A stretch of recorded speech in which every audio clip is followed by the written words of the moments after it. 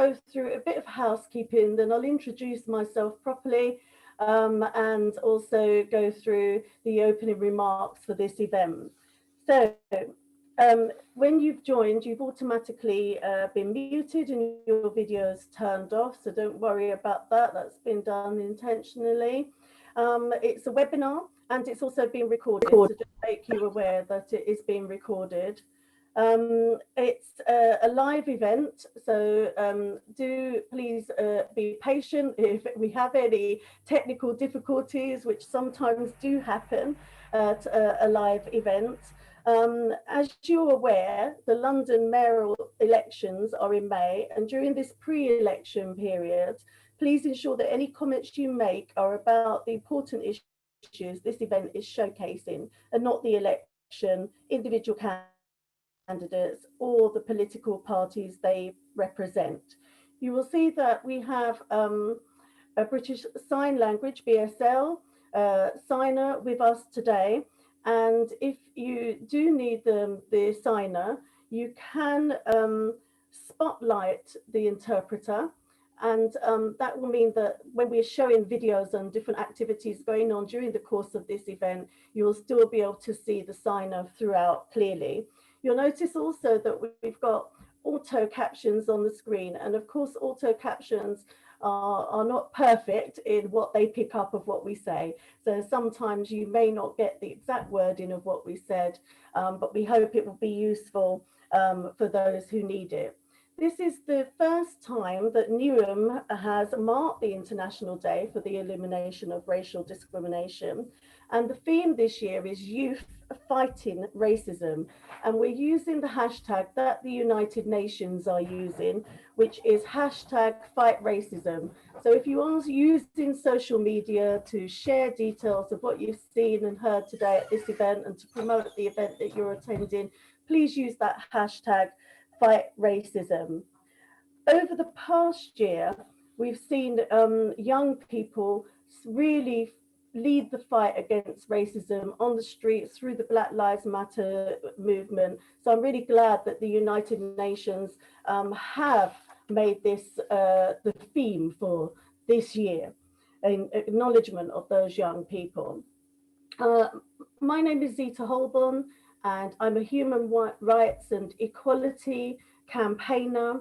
I'm a multidisciplinary artist, a poet, an author, a visual artist, a vocalist, a curator, and I campaign for equality, freedom, justice, and human rights and workplace rights through activism and through the arts. And so the reason that this day, this United Nations Day came about is because in 1960, in South Africa, during the apartheid era, police opened fire on people protesting past laws. The Sharpville Massacre led to 69 people being killed. And in 1979, the UN established this day, the 21st of March, to start a week of activity to acknowledge what had happened and to stand up to racism. We're also in the second half of the United Nations decade for people of African descent. So that's also an important feature for any of the UN days against racism during the decade. But I'm not going to say any more about that because we do have a speaker later on in the agenda that's going to speak a lot more on the background. So I'd now like to welcome the first speaker for today, our Mayor of Newham, Roxana Baez. Welcome, Roxana. Fantastic to have you with us. Brilliant, and thank you so much, Zita, and my thanks to everyone for joining us today. And Zita, I just wanted to convey my deepest thanks to you for chairing today's event.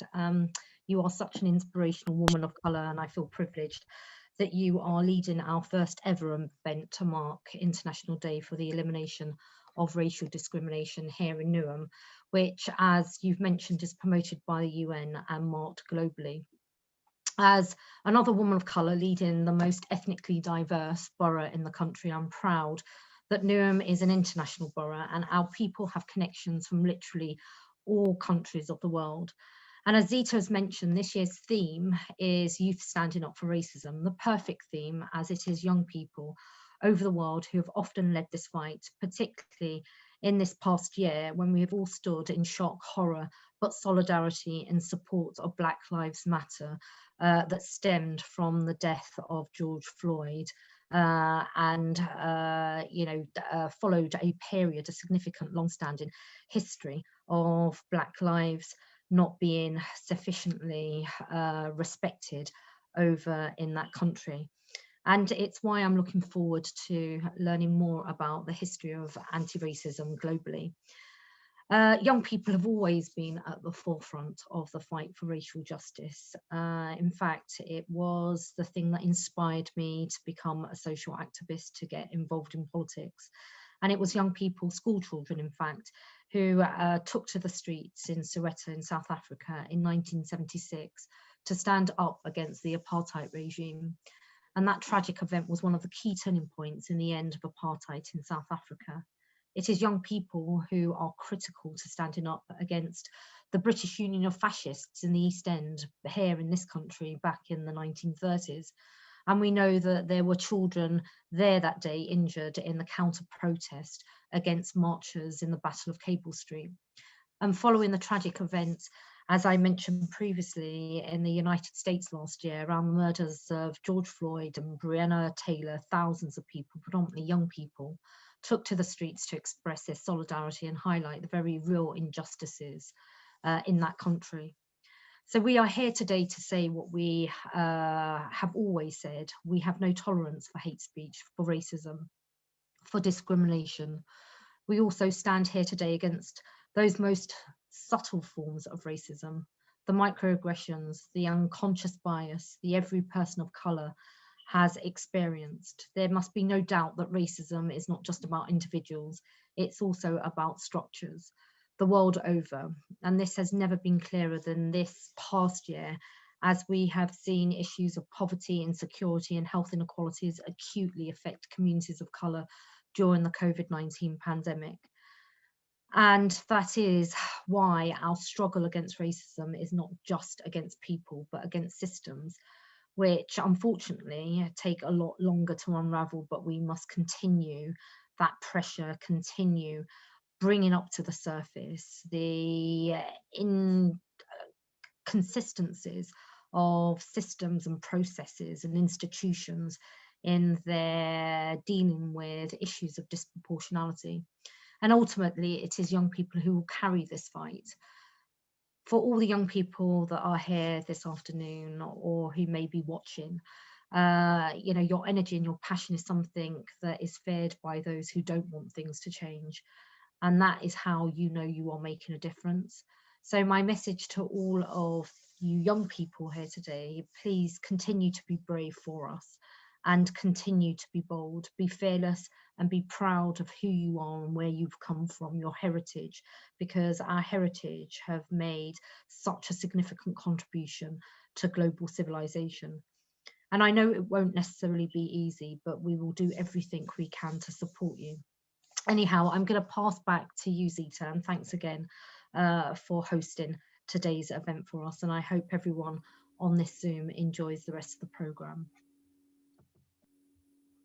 Thank you so much, Roxana. Thank you for those kind words to me. And yes, absolutely important that we acknowledge young people. And there are a number of young people who are featured in this event today. And I'm really excited to hear from them during the course of the event. I would now like to introduce Alfie Lodrick, who is the Chief Executive of Newham Council and is going to speak a bit about the work that Newham is doing to tackle racism and other discrimination and inequality. Thank you, Alfia. Thank you. Thank you, Zita. Thank you, Mayor Fiaz, and to all of you who have joined this meeting today. I'm delighted to have the opportunity to speak today. The theme of this year's United Nations International Day for the Elimination of Racial Discrimination is, as already been said, youth standing up against racism. In marking this day, we aim to foster a global culture of tolerance, equality, and anti-discrimination. And in joining together, we determine that each and every one of us will stand up against racial prejudice and intolerant attitudes. Eliminating racial discrimination in all its forms is a key priority for us as a council. As the Mayor has already mentioned, the population in Newham is 73% non-white British, making us the most ethnically diverse borough in the UK. I am proud to be the Chief Executive of the London Borough of Newham and to be able to speak about the tumultuous events of the past year that have brought racial inequalities and disparities to the fore of the debate in this country and across the world. Newham is the home to the very communities and groups in Britain who face the greatest obstacles, systemic disadvantage and racism. The pandemic has shone a brighter light on the scale of these inequalities, but it has also exacerbated them. Already disadvantaged communities have been more likely to die from COVID-19, to lose employment, or to be furloughed. The racism experienced by such communities compounds the lack of fairness and equality which marginalised and discriminated against residents face constantly in their lives. I am determined to lead a council which has zero tolerance for racial discrimination, where it is fought against in all its forms. We must recognise that systemic institutionalised racism affects those on the receiving end just as much as overt forms of racial discrimination can. Why are young Black graduates still more likely to be unemployed, to earn less on average than their white counterparts, or find it more difficult to get promoted into senior positions? We must address the unconscious bias that we all have. Once we can recognise it in ourselves and our institutions, we can address it. As a council, we have made significant progress on addressing racial inequalities in the last year, but we must go further. This is why we've established a number of work streams in our Tackling Racism, Inequality and Disproportionality programme. We are determined that as a large employer, we will make the changes required to become a fully inclusive employer. We will become an organisation that will not tolerate behaviour that discriminates, that excludes, or that makes people feel that they are less because of who they are. Over the last few months, we have been consulting our staff widely on their experiences of racism and discrimination in the workplace. The message that has come through most loud and clear is the importance of all staff being able to be themselves, whatever their role in the council, whatever grade they are, whatever their background or lived experience. It is vital that we all are accepted as individuals and not sidelined or discriminated against because of our name, cultural background, appearance, or anything else that goes into making us individuals. It is in many ways deeply frustrating that in 2021 we are still having these conversations about eliminating racial discrimination. That whilst things have improved in so many ways, we are still far from where we want to be as a borough and as a country. My pledge to you is that the London Borough of Newham will do all within its power to create a more inclusive place to grow up and grow old, in a place where racial discrimination is a thing of the past, but there is still much to do. I hope you all enjoy today's event. Thank you.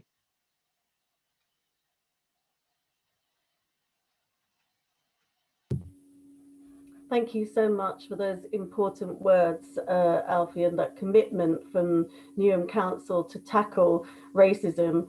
Racism is horrific. It impacts on every aspect of our lives. You know, our parents' generations who faced no Blacks, no Irish, no dog signs fought racism. I've dedicated my life, you know, people in my generation have been fighting racism for years, and we need race equality in our lifetime. So there is a responsibility of absolutely every single one of us to work towards that aim. I'd now like to invite our next contributor, who is Fatima Abubakar, who is a Newham-based spoken word artist. And I mentioned at the beginning that today is World Poetry Day, so welcome, Fatima. Hi, thank you, Zisa. Thank you so much. Hi, my name is Fatima, and on the topic of racial elimination, I will be performing my spoken word piece called Division. I hope you guys enjoy. Division. There's always a division, ain't there? There's always a divide. Two sides of the river, a high tide. Well spoken, but I can switch sides. The same way there's two sides of the river, I've picked mine. I only see tides on this side of the river. I want to know why. Racist Britain, two-faced as hell, we can see it in your eyes, blood on your hands, and you call us murderers. Petrified. Oh, look at you. Petrified because my head is covered. Racist Britain, we've been knowing this, we haven't just discovered. How do you feel uncovered? Exposed? Empty? Same. You always want to know why. Bloody hell, of course I want to know why. On the other side of the river, my thoughts felt flooded by all that was going by. On this side of the river, I see the water and deeply feel the sky. My bridge, I call it my bridge. I label it mine, but what's mine in a kingdom that pretty much owns you, takes and glamorizes your culture, they own you. I call it my bridge and watch the changing skies. I come here so often to clear my head, but why? I say there's so much going on, not seeing beyond the skies, messy-headed, abandoned buildings, but I focus on the gentrified. You're so damn political. Don't you dare devalue my tears, because we've been crying out for years for you to label a ship outstanding of global historical importance. Our parents thought of a golden knife like Hortense. Ironic how this small island created me. British, yeah, am I meant to say that proudly? But African, yeah, I'll say that one loudly. Tell me who it was that extracted sugar from canes. Damn, Britain, are you not ashamed? We've been speaking out about this for years. Tell me a man who would summon me hither, bitter. Hell the factories, yeah, I've been bitter. But like the waves anyway, my thoughts are forever endless. Did you listen to the sky today? She cried with me, but today she's been relentless. Do we forget that the British sky cries every now and then? I wonder why that is. For the blood on British hands, the last 10 or the last hundreds and thousands of years, thousands of years worth of tears, she cries for us. But like our people did, would she die for us? It's like the red on the British flag screams, we've got blood on our hands. Jeez, man, let me see you lot grow what you lot sell on your grasslands. Man, I love the sky, but will her mourning ever be enough to repay the pain? How many years we had to suffer to get a percentage, just something to gain. Man, I ain't even fed up anymore. I'm just standing here in a blood clot rain, feeling like I can't even feel anymore. I've been angry for too long. My head was in a war. But at some point I opened the door and it led me to feel calmness. Maybe I felt helpless. Maybe I felt relentless. And I love the sky, but how many more days can she get me by? Because right now I'm struggling not to cry. Thank you.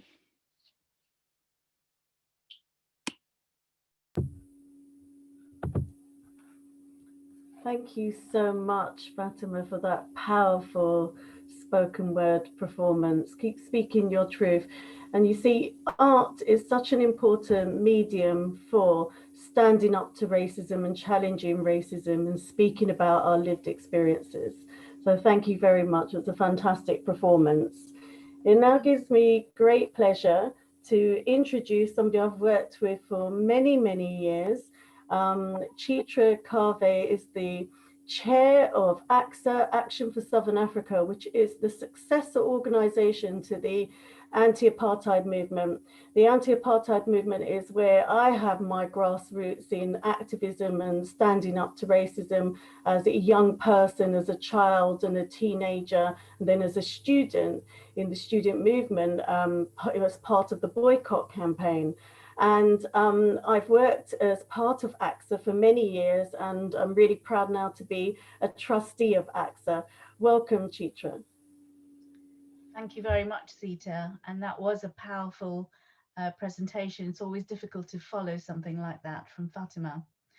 So as Zita explained, today is the International Day for Elimination of Racial Discrimination, when the UN decided to commemorate the brutal response of apartheid police on this day in 1960 in an area called Sharpville in the Transvaal in what was then apartheid South Africa. Sometimes when I give talks, people don't always remember what or even know what apartheid was, but I think because you're here today, you will understand and know what it is. So I'll just say that it was state-imposed oppression and exploitation of the majority of Black people of the worst kind and a crime against humanity. Britain had a very close and mutually supportive relationship with the apartheid regime, something which I think we should continue to be angry and ashamed of.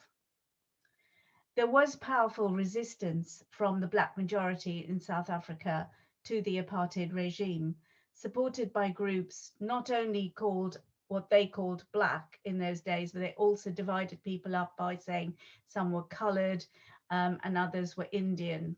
It was also supported by some white people, in particular the South African Communist Party. This resistance was brutally put down both before and after the Sharpeville Massacre. The African National Congress, the ANC, and the Pan-Africanist Congress led the fight for freedom. The ANC and PAC both called for action against the pass laws in 1960. These past laws were hugely restricting the freedom of Black people in South Africa. They could basically only go to work and back, and this was in their own country, or in a country which should have been theirs.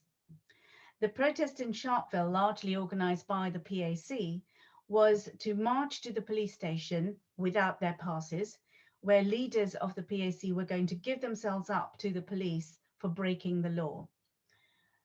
It was a non-violent protest. By noon, about 5,000 people were outside the police station singing freedom songs. About 300 police faced them. They were ready and waiting with British-made armour, weapons, and British-made armoured cars. Journalists in that area they were basically talking about a festive atmosphere, there was no aggression from the crowd. And as the crowd grew and grew and grew, the police started getting more and more edgy. And finally, one of them suddenly, without any warning, started firing. Immediately after that, the rest of them started firing as well. And they all had live ammunition. 69 people were killed on that day. I actually think it was more because some died afterwards of their wounds. 180 were injured, some paralyzed. Many of them were shot in the backs because they were fleeing from the shooting. The people who died included 8 women and 10 children. No warnings were given, and the police said that the reason that they started firing was because somebody started throwing stones, and also they said that there was some weapons in the crowd. Journalists have testified that there were no weapons carried by anyone on that day. Internationally, a coordinated anti-apartheid lobby was in its relative infancy in 1960. The boycott movement started in 1959, led by African leaders, as well as exiles from South Africa. Out of this came the anti-apartheid movement, which was inaugurated in 1960, and which is recognized now as one of the largest single-issue mass movements in Britain and actually in large parts of the world. It was enormous by the time of its end. The Sharpeville Massacre was one of the key events that sparked the growth of the anti-apartheid movement. Trade unions, churches, some, not all, very few actually, political parties, I can't name them for obvious reasons, were strong supporters. Local authorities banded together to form local authorities against apartheid. The AM campaigned for a total isolation of South Africa and appealed to companies to disinvest from the country, for supermarkets to stop stocking South African goods, for governments to stop its trading and financial and cultural links. South Africa became more and more isolated, a pariah state, given comfort by a few countries, including, shamefully, ours. The anti-apartheid movement finally wound up in 1991 when Black people in South Africa voted for the first time in free and fair elections, and which signaled the end of apartheid. We all obviously celebrated, and I'm very lucky to have been part of such an absolutely amazing time when we saw something come to a fruition, something end, something actually change for the good.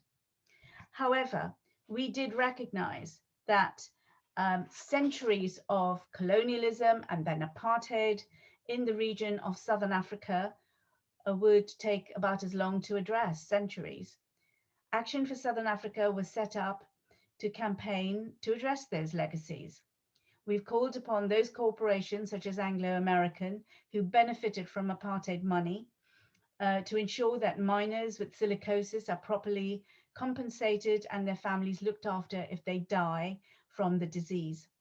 We launched a dignity period campaign long before period poverty became a recognized issue, because that was at the behest of the Zimbabwe Congress of Trade Unions.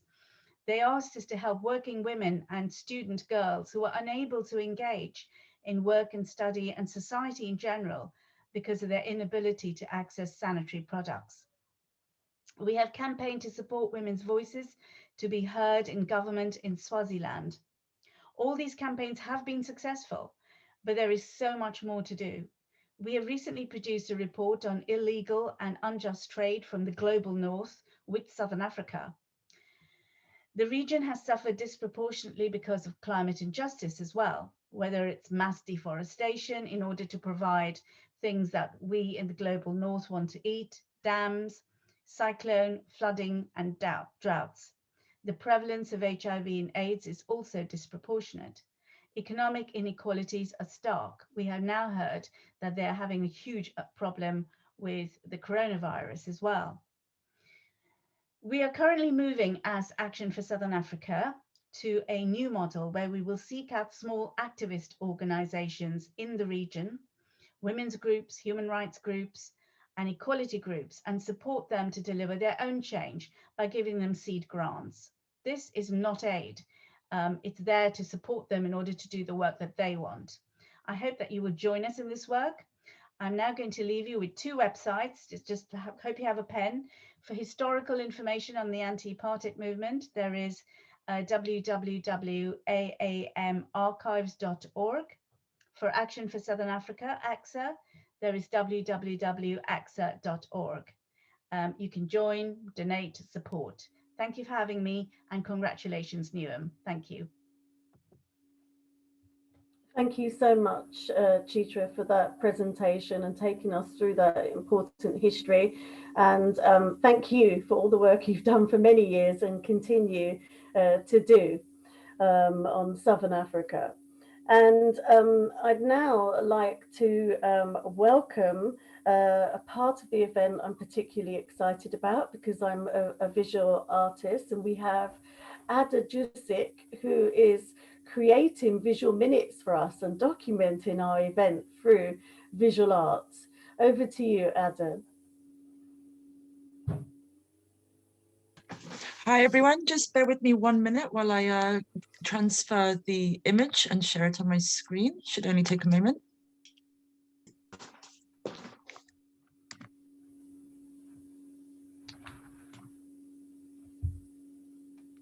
Okay.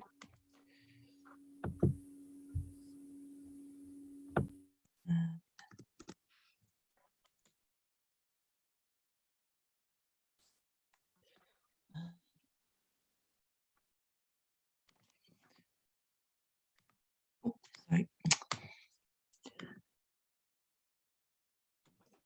There we are. Sorry, I've got a new laptop and now I'm not used to it yet, so I'm going a bit slowly today. Can everyone see that? Yes, we can. Okay, fab. I'll just see if I can zoom in a little bit. Sorry, stuttering over myself.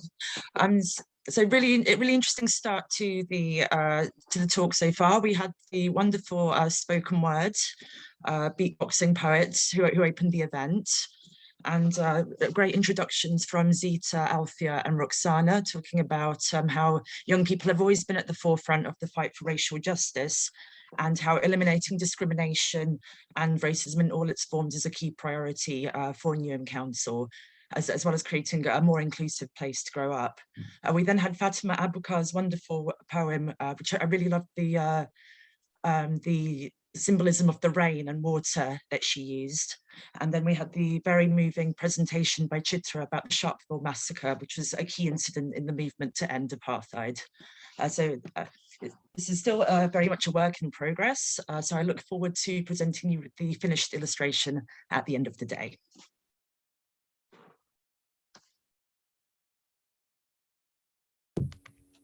Thank you very much. Thank you so much, Ada. That's fantastic. I'm really enjoying that. I'm really looking forward to seeing the end piece. And I saw your artwork also at the Women's History event, which was absolutely fantastic for International Women's Day. So thank you for being here and for your contribution to this event. So I now would like to welcome our panelists. So we're going to have an intergenerational panel debate, and we have speaking in this on this panel Gulshan Rehman, who's a founding member of Newham Asian Women's Project, Ilona Aronovsky, who's a founding member of Newham Monitoring Project, an organisation I volunteered on the 24-hour helpline for many years. And then we have 4 young residents from Newham. We have Leah, we have Faiza, we have Ashwak, and we have Loreen. And they're going to talk about the history of anti-racism in Newham, and because it's intergenerational, of course, what young people are doing currently to tackle racism today. So over to our panelists, and I believe we're going to have an introduction from Gulshan and Ilona. Thanks, Zita. Thanks very much, and hello everyone, and thank you very much to everyone for the fantastic work that's gone into organising today's event, and also for inviting Ilona and myself to speak. If I can just clarify that I'm actually not speaking on behalf of Newham Asian Women's Project. I am speaking as somebody who was very closely involved with setting up the organisation back in the mid-1980s. I was working in the borough at the time, actually based at the law centre that was existing then.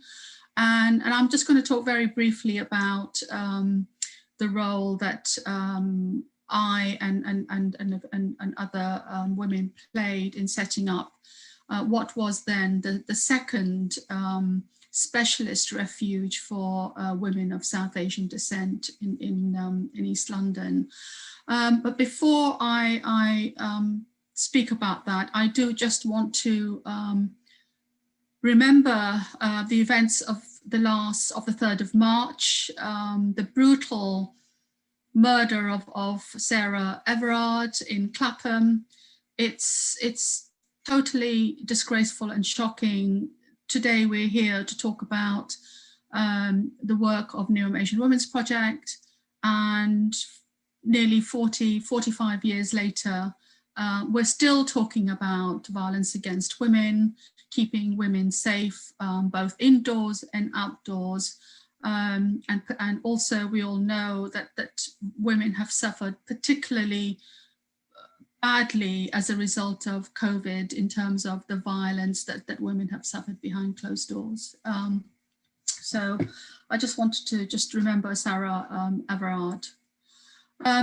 So going back to Newham Asian Women's Project, so the Black and Asian women's movement back in the early 80s was born out of the wider global women's liberation movement that was happening in the States and in the UK. And it was also on the back of the first women's refuge that was opened by Erin Pitsey in 1971 in Chiswick. Some of my peers would remember, Erin Pitsey. And late 70s, early 80s, as the mainstream white women's refuge movement expanded and became established, there was feedback from Black and Asian women that their specific needs were not being met by mainstream white women's refuges. So there was obviously a lot of racial harassment within the refuges. There was also issues around that their cultural and religious needs were not being met within the mainstream refuge movement. And as a result of that experience and the emergence of a very vibrant and energetic Black and Asian women's movement, there was the momentum for building specialist provision for women and children escaping violence. There was a very famous organization called Avaz, which was predominantly the membership was women of South Asian descent. And then there was an organization called OWAD, which was the Organization of Women of African and Asian Descent. So that was a more multiracial group of women. And again, it was young women. Young women were at the forefront of both these organizations, the Black and Asian women's movement, building up the momentum and the call for service provision that comprehensively met the needs of Black and Asian women who were escaping violence, often from within the home. It was also around the time there was there's sort of the political movement was the backdrop is also very important to consider. Margaret Thatcher came into office in May 1979. There was the death of Blair Peach, the New Zealand student who was demonstrating against that Margaret Thatcher's government. And then there was also the very infamous practice within the British Immigration Service of what, for want of a better word, virginity tests. There were Asian women who were from South Asia coming in as fiancés, and the practice was identified by The Guardian, I remember at the time. So women were subjected to virginity tests to establish that they were actually fiancés and coming in as fiancés and not coming in as women who had already been married and therefore were supposed to be not virgins. That was really quite one of the worst situations, sort of examples of racism, particularly targeted at Asian women, and that was a huge the backlash, the demonstrations on the London streets was just phenomenal. Women were absolutely disgusted and outraged at such practice, and it was stopped. It was as soon as it became public that the practice was stopped immediately. I'm going to stop there. I think I probably have done my 10 minutes. I'm obviously I will answer more questions as we go through this session.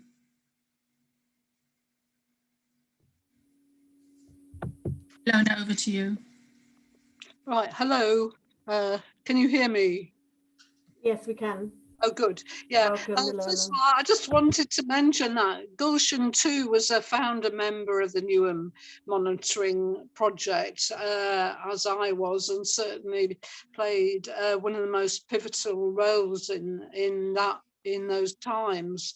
Now today, particularly as we're talking about young people fighting against racism, what I want to do is talk about how Newham Monitoring Project came about, but also focus on the Newham 8 campaign, which was one of the first major campaigns in the 1980s because it really came about through young people taking action against racism. It included school pupils going on strike and massive community support and fight for justice. So it was actually a very positive campaign and an experience for, I think, everyone who took part in it. But I'll go back to the beginning of NMP now. Now, in the 1970s and 80s, Newham was one of the areas with the worst rate of racist attacks in the country, including murders, violent assault, to everyday abuse and harassment in streets and on people living in their homes. In the police, in-your-face racism was rife, and racist perpetrators acted with impunity. Black people who defended themselves against attack were frequently arrested and charged themselves. So I personally would say it's not an exaggeration to describe the Newham of those times, 70s and 80s, as the Wild West of racism. Now, in 1980, there was a particularly horrific racist murder of a young man called Akhtar Ali Beg in broad daylight in High Street, East Ham, and the murder was carried out by a 16-year-old white skinhead and another lad and two young women from Plashet School, white young women, were in the group that attacked Akhtar Ali Beg. Now, that murder led to widespread and very angry community protests, and there you can see a picture of a massive demonstration of Asian and other organisations marching down Green Street in East Ham. Now, in the wake of that, and I mean, it was kind of on the cards anyway, but the Newham Monitoring Project was founded as a political Black-led organisation to combat the racist violence, harassment and police racism faced by people of colour in Newham. Now, whilst the police were openly racist at that time, the local council didn't even recognise the situation. Therefore, monitoring there was the need to monitor what was going on and confront the authorities with the evidence, saying this is actually happening, you have to change your practices. So over 30 years, and obviously we can't go through the whole history, NMP's role was as a politically contentious thorn in the flesh, which challenged the institutional racism of the police, the justice system, and crucially that also of local authority and public services. We were funded by the GLC, then the Newham Council up to 2000, and then by the lottery and other charitable foundations. NMP provided a casework service, legal advice and an emergency hotline with volunteers up to 2016 when we were not able to get the money to go on.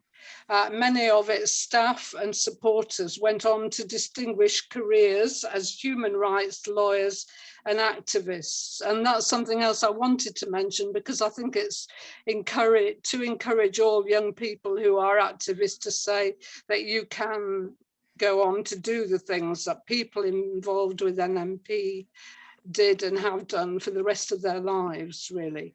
So from the start, NMP supported locally and nationally significant family campaigns for justice, such as the Newham 7 and 8 in the 80s, the Price campaign, the Sahitaran campaign and deaths in custody campaigns of Ibrahim Masay and Shiji Lapite in the 1990s. But today I just want to talk briefly about the Newham 8 campaign and how that started off. Basically, it was a sequence of events when a bunch of white racists walked into the playground of Little Ilford School and started attacking the kids. However, a group of older boys basically fought back, went for the racists, and they came off the worse. Shall we say. A week later, the police turned up at the school and they arrested the Asian boy who had kind of led the counterattack, should we say, but his family supported him and he was let off. However, things escalated in the area, and I think maybe a week or so later, because the situation was so bad, the older boys were escorting Asian children home from school because there were rumours that these white racists were coming back for further attacks and so on. Then what happened was a car screeched to a halt, 4 white men jumped out and attacked the youths, and there was a fight, and again the white blokes got the worst of it. However, it turned out these were plainclothes policemen who had actually attacked the youths. So the youths were charged, and they were charged with conspiracy, and there was a massive campaign, community campaign to support them, including a school pupil strike, because the youths used to go to a youth club, a nation youth club, and they also spread the word through the school system because the kids in Newham had basically had enough of it. And so although the Newham Monitoring Project supported the campaign in every way, through legal advice and getting the best lawyers that you could for the trial and so on, getting that community support was, well, it was fantastic, because week after week there were school children and people of all ages and people from around the country, in fact, demonstrating outside the Old Bailey where the 8 youths were on trial for conspiracy and assault. The final result was a kind of, although half of them were found guilty, it was really shown that the police had in fact attacked them, that the police had been racist. So what they got was a very light, the ones that were found guilty of a minor charge were given a light community service sentence, and they did that as volunteers in the Asian Youth Club. So, which a lot of us at the time thought was pretty funny. So I really, that's the kind of, to give you a flavour of the campaigning at that time. So I'll end it there. Thank you so much, Ilona and Gulshan, for sharing that really important history with us. There's a saying that if we don't know where we've come from, we can't know where we're going. It's really important to pass our histories down to each other. And I'm one of those people that volunteered on the helpline for the Newham Monitoring Project. I just want to make a short announcement before our fantastic young residents come in this discussion, that there are some people with hands up. We're not taking questions orally in this event because it's a webinar. You can place your questions in the Q&A section for them to be picked up. And can I invite those who have already spoken and performed to check the Q&A, because I can see that there are some questions for you. So over now to our fantastic young residents.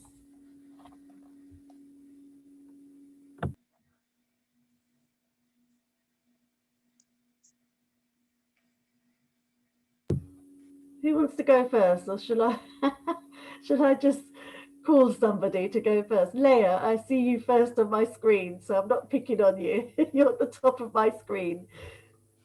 Do you just want me to give a little quick introduction about myself? Yeah, you can speak about yourselves and what you're doing, but if you have any questions Oh, yeah. For Ilana or Gulshan, you can ask those questions. What we want is this to be quite organic and allow you all, the 6 of you, to have a conversation between you. All right. My name's Leah. I'm 22 years old. I've grown up in Newham. I recently just came back from university where I was in Durham, actually, where I was quite active in anti-racism there, where I supported the Decolonize campaign within the curriculum and stuff like that. And I basically wanted to be a part of this conversation to get an opportunity to engage with the anti-racism activism in Newham. A question that I have for both Ilona and Gulshan, like with regards to your grassroots activism, is how has austerity impacted your ability to provide the services that you guys have done? Do you want to hold your answers while we just get an introduction from our other young residents? Is that okay? Does that work well? Fine with me. Yeah, okay. Who wants to go next? I'm going to call you in the order I can see you, if that's easiest for you. I can see Faiza next, then Ashwak, then Loreen. So if you all just come in that order. Thank you. Hello everyone, so my name is Faiza. I'm in my second year of university at King's College London, and at uni I also work as an inclusive education student partner. So that's just a long way of saying that I work on the BAME attainment gap of the university, which is that white students actually are more likely to receive a first class or a 2-1 as opposed to BAME students. So the university is trying to find ways to tackle that issue, but also looking into systemic racism, which is one of the factors that leads to that. So I wanted to be part of this event just to have a chance to discuss racism and just have a say. Hi, my name's Shah Mahmud. I'm in my first year of university. I'm 21 years old and I study at the University of Greenwich. And I also wanted to be a part of this conversation to, you know, to start taking activism more seriously and just be a part of this conversation too. Hi, my name's Loreen. I also study at King's College University. My brother was he was a victim of police brutality, and it's also made me so passionate to see like it racism, like although it's quiet sometimes, it's not gone, and although it's not always on the media, it's still happening. And I just want to kind of portray, like, let people see that things do happen behind, like, it's not everything's on the news, and just, you know, help spread the word about it. Thank you.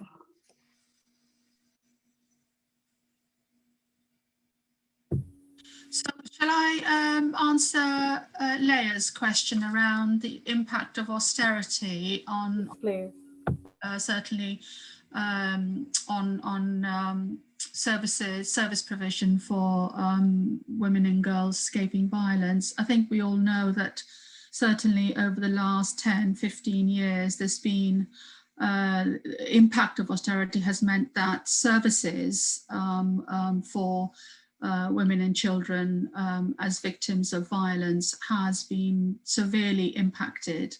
And I should have said earlier on that Newham Asian Women's Project still exists, but it's now known as London Black Women's Project. It changed its name about 10 years ago, 8 to 10 years ago. And London Black Women's Project was actually was directly affected as a result of cutbacks in the borough about two years ago. And I think that sort of generally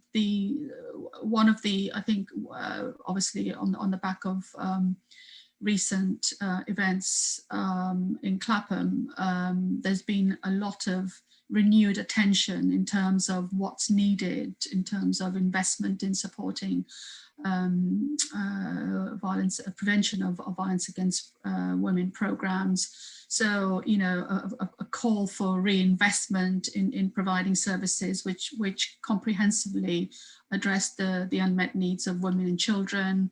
There's a whole long list of investment, you know, sort of education, investment, sort of gender equality, education around violence prevention, starting quite early within the secondary school system.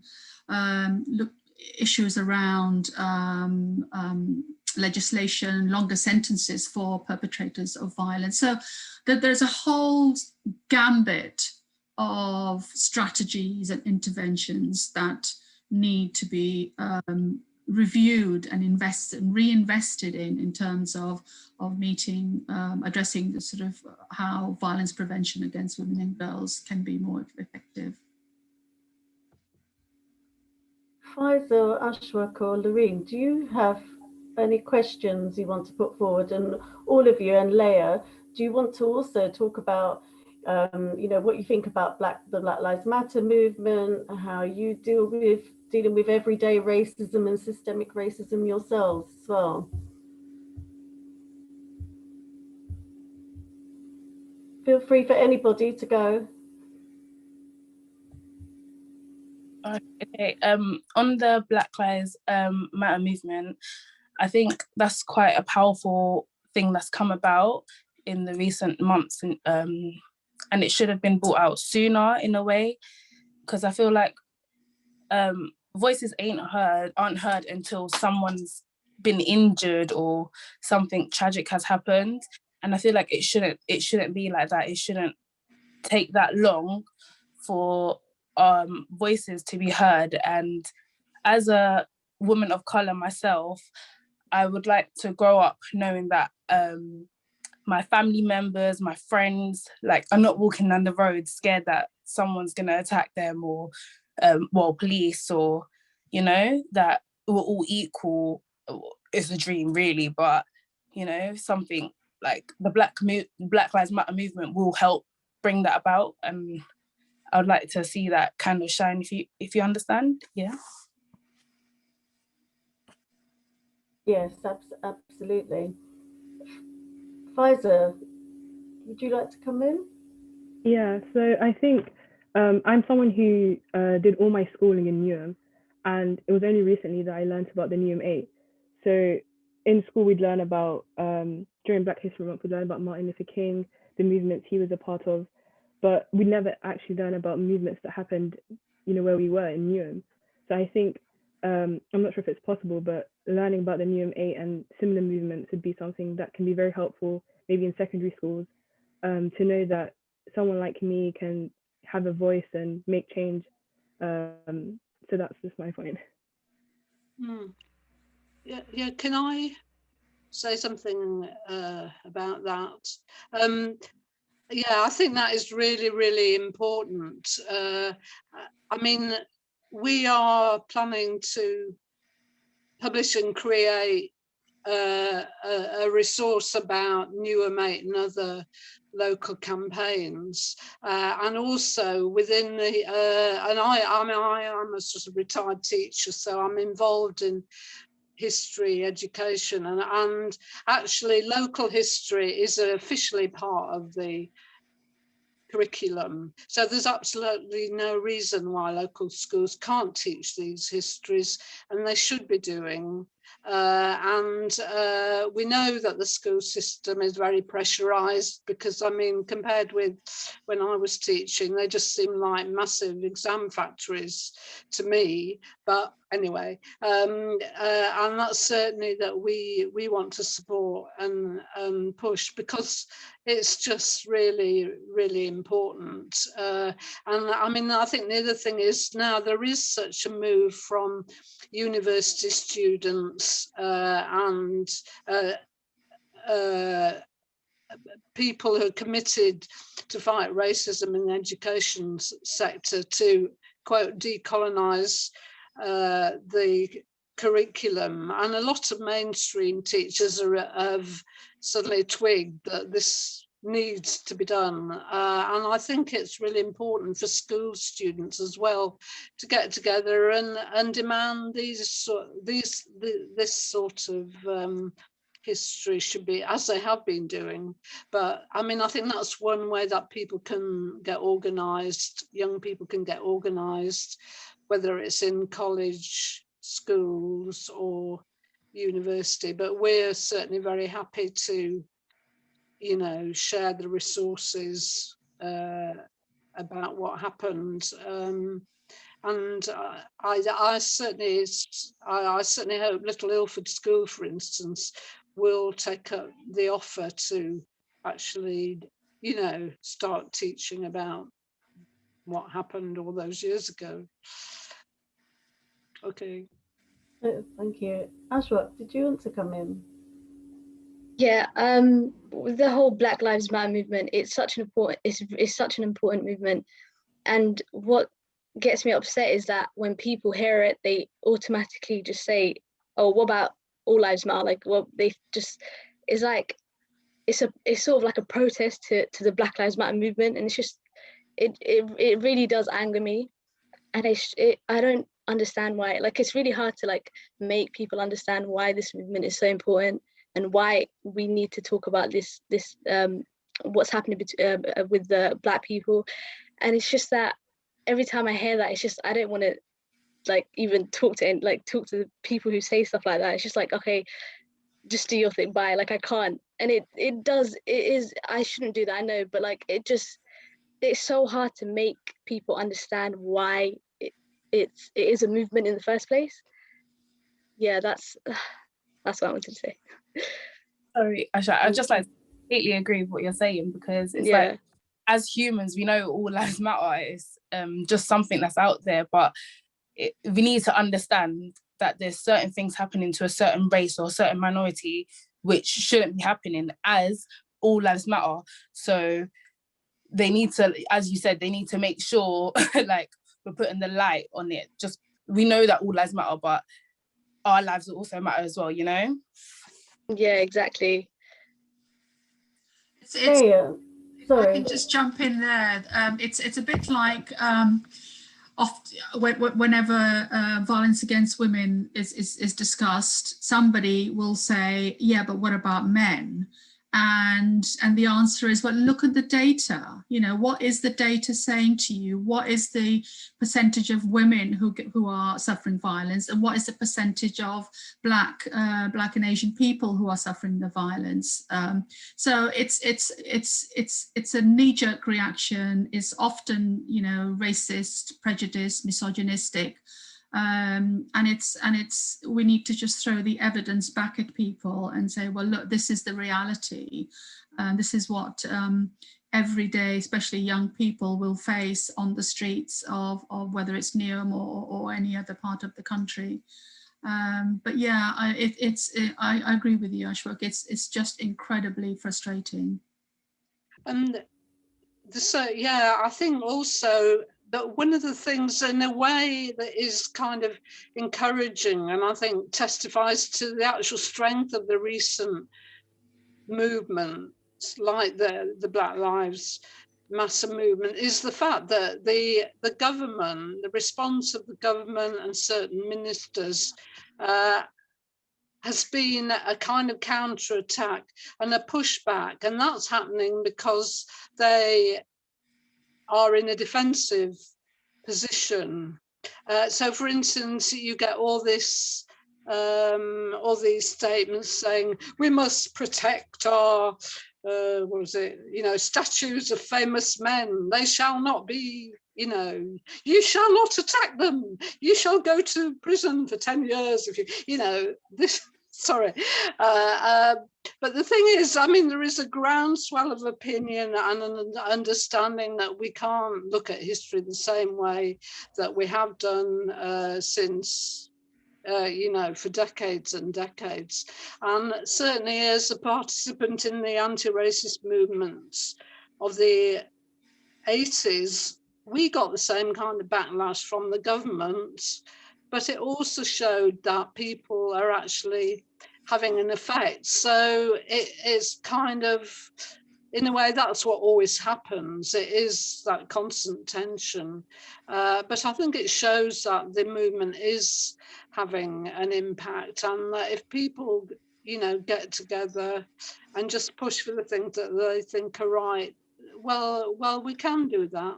And we can also push for local councils to do more and so on. So It's Sorry, Ilona, we've run over time for this panel debate, so I don't want to stop you in your tracks. No, but I saw that Leah had her hand up much earlier, and I'm going to give Leah the last word in this panel debate. It feels like we've just warmed up and really getting into the conversation, and now we've got to bring it to an end. So I'm going to give Leah the last word. I've kind of forgotten what I was saying, but it was along the lines of one of the reasons why whilst it's quite disheartening to see, as Loreen mentioned earlier, that anti-racism is usually only in the public forum when moments of extreme trauma occur. I think one of the aspects of Black Lives Matter that really made me feel quite empowered and slightly optimistic was how nowadays, like, discourse around anti-racism is now like explicitly anti-capitalist and to do with abolition and stuff like this, and the fact that words like abolition are in the public forum, specifically like when we're talking about like what happened to Sarah Everard like literally 2 weeks ago, just goes to say that there is an element that we can see like an element of progress in terms of anti-racism movement and stuff like that. Thank you so much, and I want to say thank you to all of you for this discussion and your contributions. Gulshan, Ilona, Leah, Faiza, Ashwak, and Loreen. It feels like we could have gone on for hours having this conversation. And just to alert you all, there are quite a few questions for you in the Q&A chat. So do have a look at those and respond if you're able to. We are running over slightly by a few minutes, but we started a few minutes late, so do bear with us because we've still got some final fantastic contributions on the agenda. I'd now like to show you a short video which is featuring Fahim Butt, an apprentice and a member of the Black and Asian Minority Ethnic Staff Forum, and Shah Mahmud, Community Engagement Coordinator at Newham Council.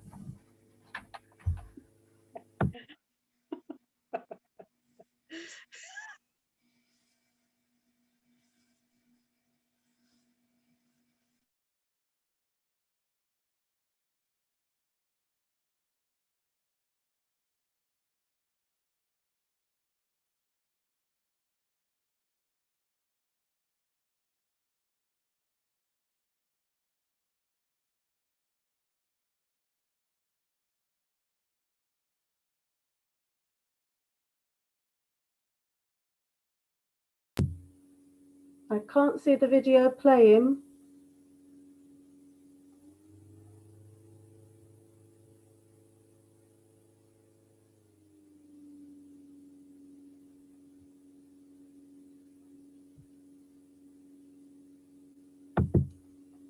Apologies, everybody. I think we're just having a few technical difficulties. Just bear with us.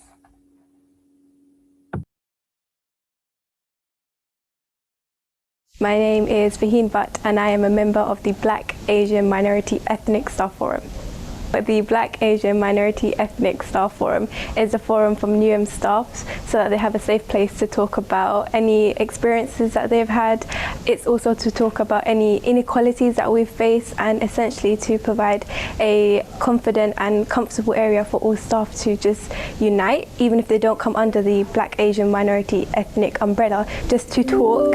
Overall, I think we've changed two particular things. The first is emotional change, that staff feel like there is support in place and that they feel confident to explain and tell everyone about their experiences. And there's also the physical change of individuals who come under the Black Asian Minority Ethnic umbrella. They feel like there is other opportunities available and they are seeking other opportunities because of everyone or every other staff member coming to the forum and letting them know about the opportunities available in Newham Council. I came straight out of school, I came straight out of sixth form, and I think I wasn't as confident as I am today. Like Black Asian Minority Ethnic Forum provided me with the confidence that I can achieve anything regardless of what umbrella I come under.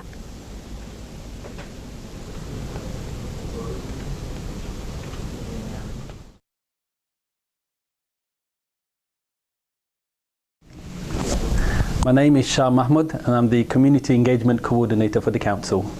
There's a lot of excitement amongst the residents in the borough to hear that the borough will be taking on a lead role in supporting people who feel that they've been somewhat marginalised over the years via design or otherwise, now have a say, a real chance in shaping the borough, and it gives real impetus to people who've been doing activism over the years to find that actually we're in a place where we can make real change and be consulted in the process, and I think that's quite amazing. I look up and I look around me and I can see people of diversity, people of different colours, creeds and backgrounds, and that gives me enormous confidence that actually if I can see people who look like me in higher echelons of this organisation, then perhaps I can be there one day as well. And I think that's very, very important to be able to see the change that you want for yourself.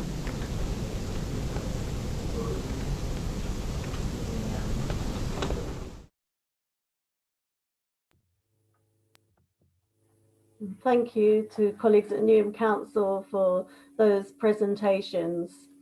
I'd now like to introduce the Repeat Beat Poet. So in line with Young People and National Poetry Day, we have a fantastic performance, which is a pre-record.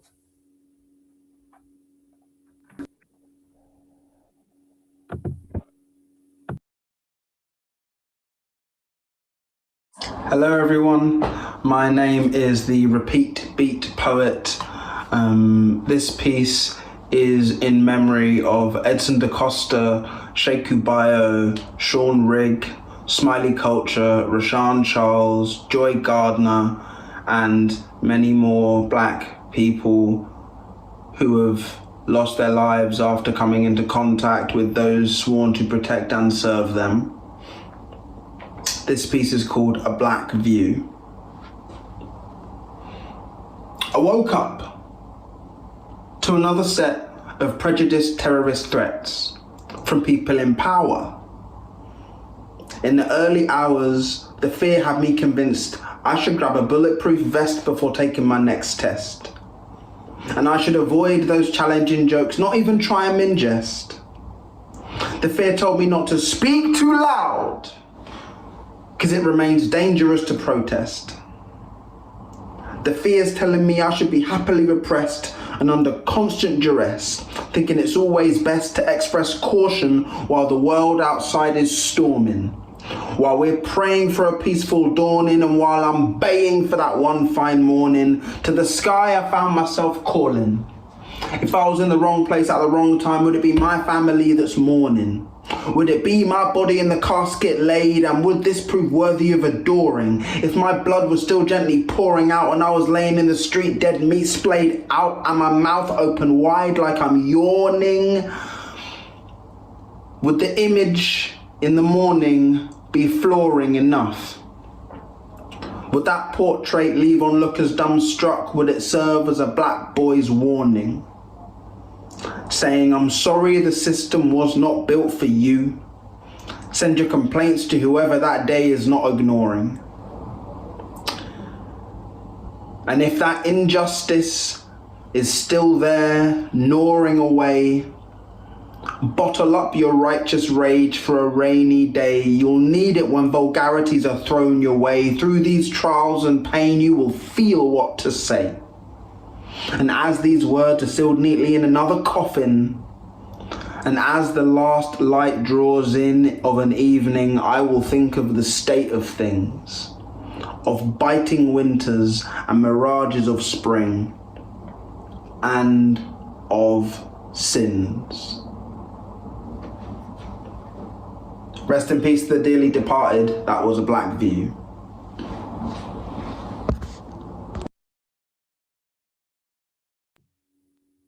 Thank you. That was another powerful performance, and really important to remember those who have died at the hands of the state and whose families fight for justice for many years often. And many of those families I work directly with, supporting them and campaigning for justice with them, that have been mentioned there. We now have a jazz performance by Claude Depper. So we're going to see a performance of VUCA performed by a Claude Depper African Quartet, and I haven't mispronounced that. It is actually called Quartet, not Quartet. Claude Depper is a South African jazz musician who came to the UK from South Africa at the age of 12 and is a founding member of the Jazz Warriors, also another fantastic jazz group are known personally to me.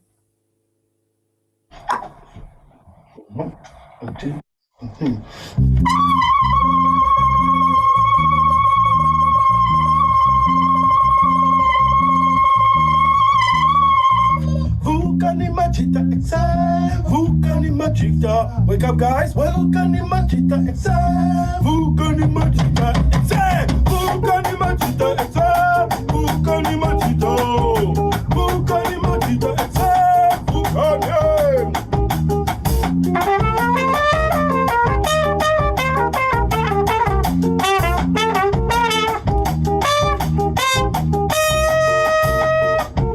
It doesn't look like me. It's grey and flat, and it's not the way things should be.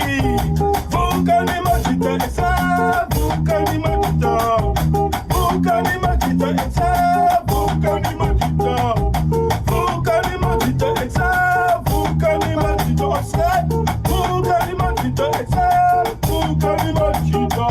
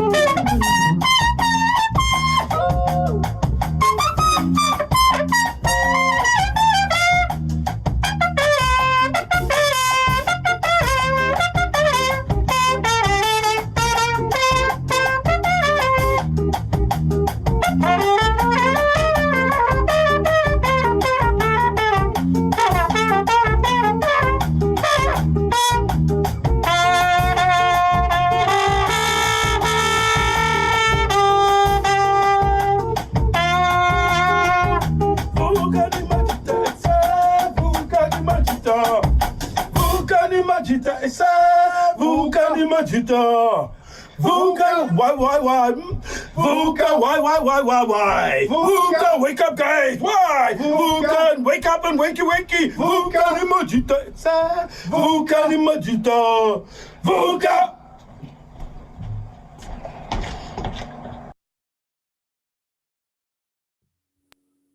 Well, a powerful performance and very uplifting as well. I don't know about the rest of you, but I was dancing along in my chair to that.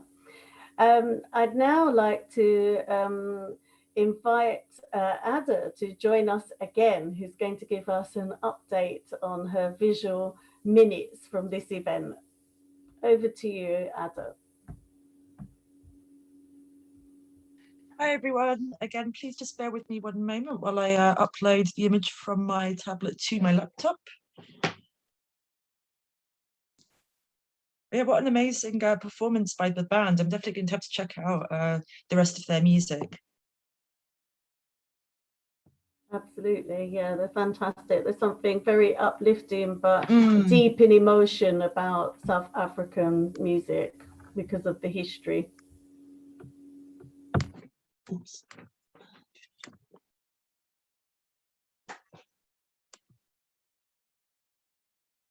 Come on. Apologies, just going a little bit slowly.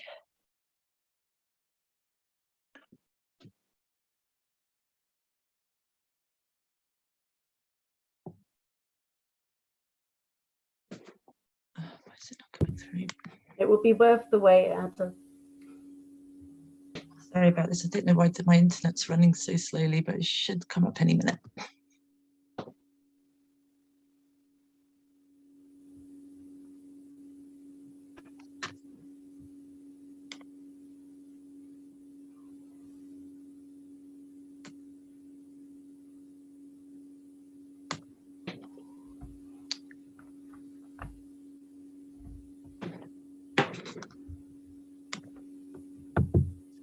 really sorry about this. I don't know why it's not working now. Sorry, let me try something else.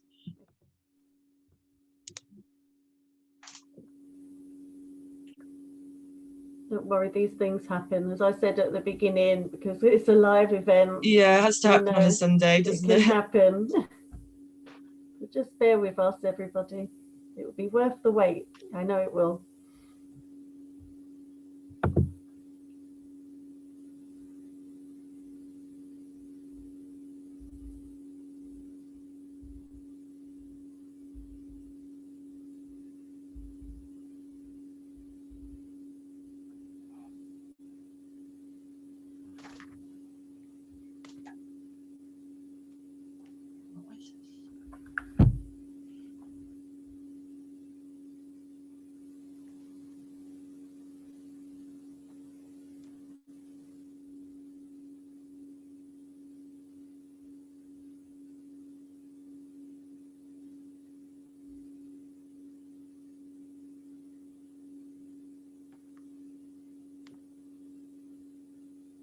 While you're sorting that out, I've decided I'm going to share some spoken word poetry with you myself, to give you time to get the artwork up on the screen, as it's World Poetry Day.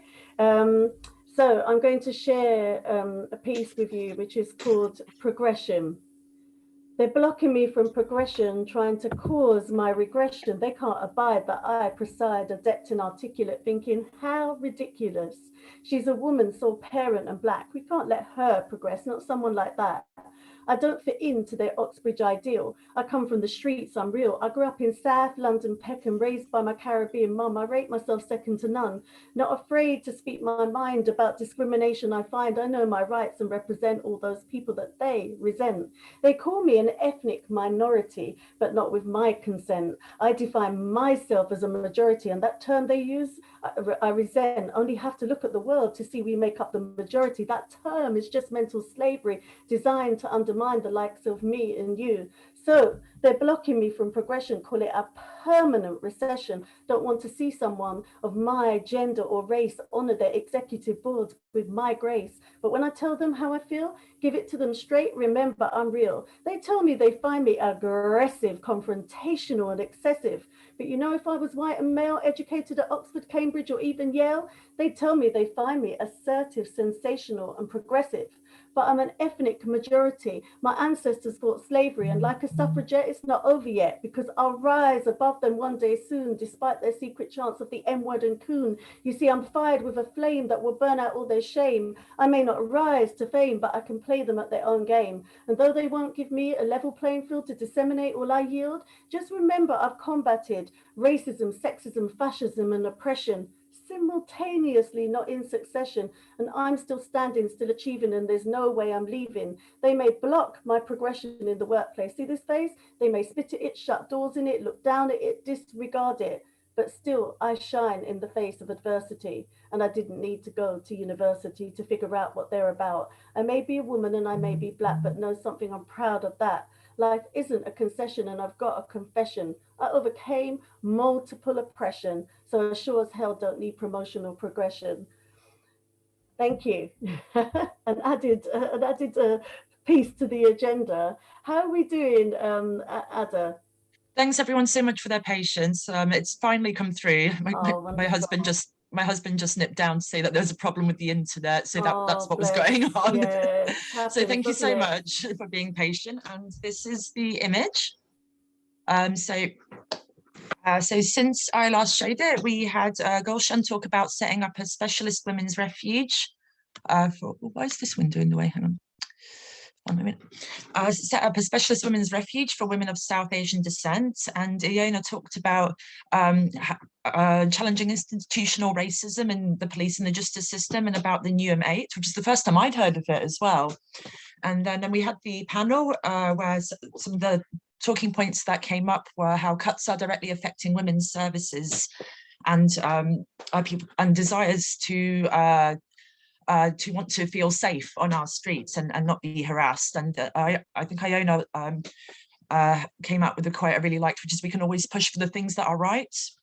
And we then had the BAME staff forum representatives talking about how the forum ensures employees are represented and heard in their workplaces. We then had the fantastic A Black View by the Beat Poet, and then I didn't have time to add it, but I will be adding it to the image, which is going to be shared after the event. I'll also be adding some drawings to represent the fantastic band that just played for us. Thanks, everyone. Oh, that's absolutely fantastic. Wonderful, Ada. Love to see live art. And thank you so much for presenting that to us, and look forward to seeing the final finished piece as well. Thank you very much. This brings us to the end of our event, and I'd like to thank you all for staying with us a bit longer. I'd like to thank all of you for being here and giving up part of your Sunday afternoon to be with us to mark this really important occasion. I'd like to thank all of those who've been working hard behind the scenes to help the event run smoothly, and that includes Monica, Evangelos and Tasha and others who've been working to organise the event, you know, in the days running up to it.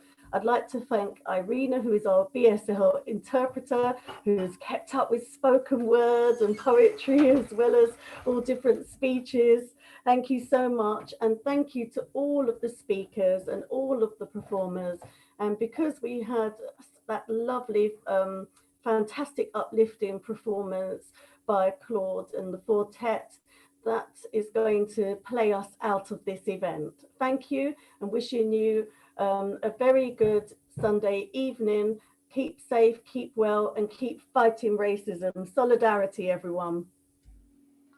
Bye-bye, thank you.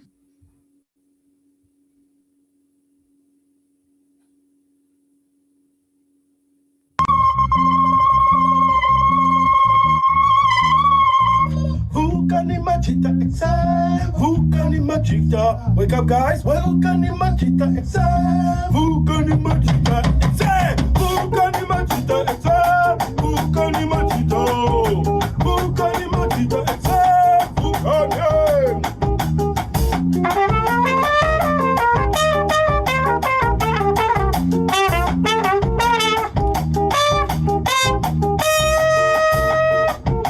It doesn't look like me. It's grey and flat, and it's not the way things should be. Who can imagine the exam? Who can imagine the? Who can imagine the exam? Who can imagine the?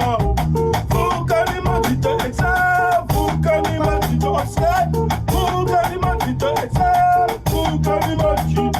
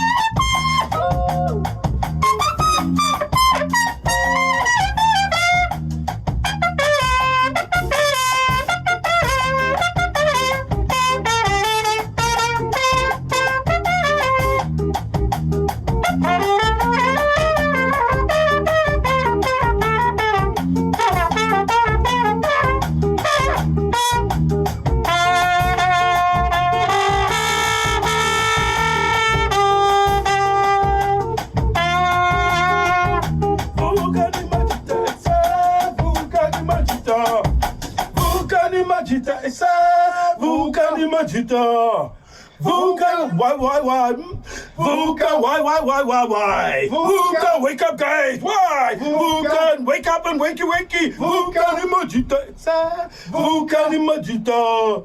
Who can?